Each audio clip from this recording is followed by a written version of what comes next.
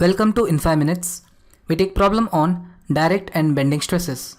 We take problem on hollow cylindrical column. A problem statement is a short column of external and internal diameters as capital D and small d respectively carries an eccentric load P. Determine the maximum eccentricity which the load can have without producing tension on the cross section of the column. So we first draw a representative figure of this problem. We have this short column of some length L, which is a material.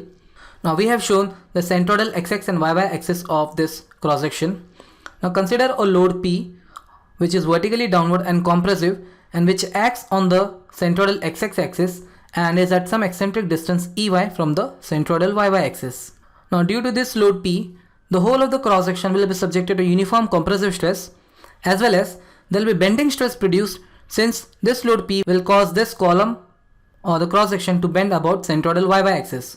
So if you consider 2 points as point A and point B at the extreme layer along your centroidal xx axis, we see that due to bending, compressive stress will be produced at point B whereas tensile stress will be produced at point A.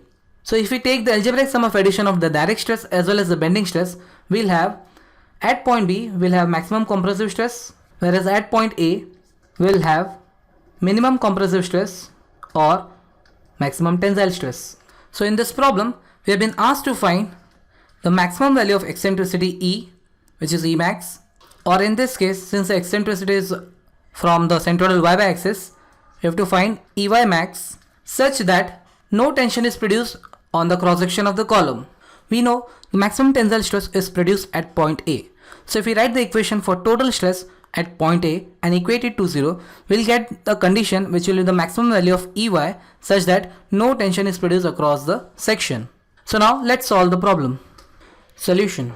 We know total stress or resultant stress at any point is given as sigma is equal to direct stress plus bending stress.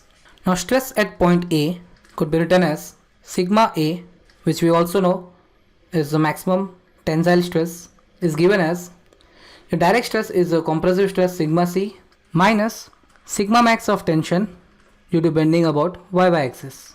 So we write your sigma A is equal to sigma C is nothing but P by A, where A is the area of this hollow cylindrical cross section, minus sigma max of tension will be given as MYY upon IYY into X max of tension, where MYY is the moment about the centroidal yy axis, IYY is the moment of inertia of this hollow circular cross section about the centroidal yy axis, whereas X max of tension is the distance of the extreme layer from the centroidal yy axis or your neutral axis, which is nothing but outer diameter by 2.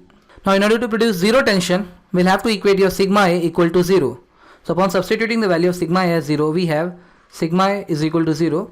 So P by A is P upon pi by 4 into capital D square minus small d square minus MYY is P into EY upon IYY is pi by 64 into capital D to the power 4 minus small d to the power 4 into X max of tension is capital D by 2. So taking one of this term on the left hand side, we have P by pi by 4 into capital D square minus small d square is equal to P into EY into pi by 32 into d to the power 4 minus small d to the power 4 into d. Your 2 and 64 gets cancelled and we have this. So here we can see your P and P gets cancelled, pi and pi gets cancelled, 4 and 32 gets cancelled such that we have here 8. So we can write value of EY as d to the power 4 minus small d to the power 4 upon capital D square minus small d square, the whole upon d, and divided by 8. So we see your capital D square minus small d square can be written as, if you apply the formula, a square minus b square is equal to a plus b and a minus b. We have EY is equal to capital D square plus small d square minus capital D square minus small d square, the whole upon 8d capital D square minus small d square. So we expand this term into the form as shown. So now we see this term and this term gets cancelled and we get the maximum value of EY as capital D square plus small d square upon 8 capital D.